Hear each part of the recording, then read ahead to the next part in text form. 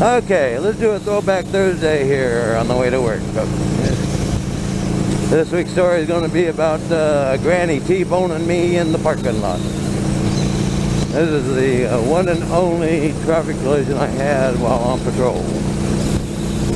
I was working day watch out of Eastern Division. I was working up in Tierra Santa, Beat 47, John. And I get a radio call to go to the store for a shoplifter. If I remember correctly, I think it was a Safeway. So I get the radio call, go to the store, get the shoplifter, juvenile. And I get there and I go in the store, meet with the manager and their security guy. You know, get the copy of their reports and all their information. And take possession of the juvenile prisoner. And now him being a juvenile, he's not going to go to juvenile hall. He's going to get transported back home to his parents and issued a misdemeanor citation to appear in juvenile court at a later date with his parents. So I go out and I put him in the back seat of my car. I get in the front of the car and get on the radio and let dispatch know that I'm transporting my juvenile prisoner home. Well, I'm leaving the parking lot, or I'm driving through the parking lot. And as I'm going through the parking lot, going past all the little, you know, side lanes of parking lanes and stuff, out of the corner of my eye to the right, I see a car coming up the lane. Well, I figure she's going to see me and slow down since I have the right of way because I'm out there in the, you know, main part of the parking lot. And she's coming up a parking area. Well, she don't slow down. She's not slowing down. And at the last second, I realized she's not going to stop. She's going to hit me.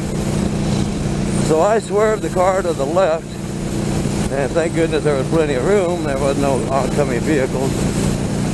And just as I swerved to the left, she comes barreling out into the main lane of traffic for the shopping center and T-bones me right at the rear tire on the passenger side. And knocks the car sideways. Well, I stop. Of course, my first priority is to check and make sure that my teenage prisoner in the back seat isn't injured, and he was okay, no problem there. So I get out, go check on the old lady, make sure she's not injured. She was okay, she just shook up. And I checked the damage to my car, and the whole rear quarter panel smashed into the tire.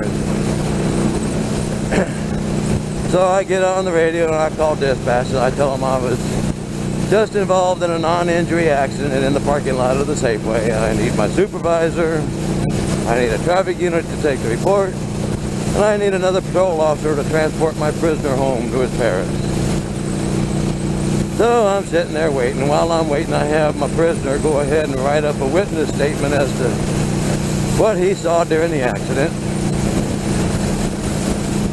And first one to show up is the other patrol officer to transport him home. So he takes him and off he goes. And the next one to show up is my patrol sergeant. Of course, he wants a full detailed explanation as to what happened, so I explained to him. So then he wants to know, well, where's your prisoner? I said, well, the other officer already showed up and picked him up and transported him home. And then he goes, well, you should have left him here for the traffic officer to talk to. I said, well, I got a statement from him. And if that's not good enough, the traffic officer can go to his house and do a follow-up on it. I didn't see any sense in keeping the prisoner here locked up in the back seat of the patrol car all the time waiting. Well, then the traffic unit shows up and then he wants a full description of what happened. So I have to go through the whole story with him again, tell him what happened. Well, lucky for me, he goes over and he talks to the little old lady.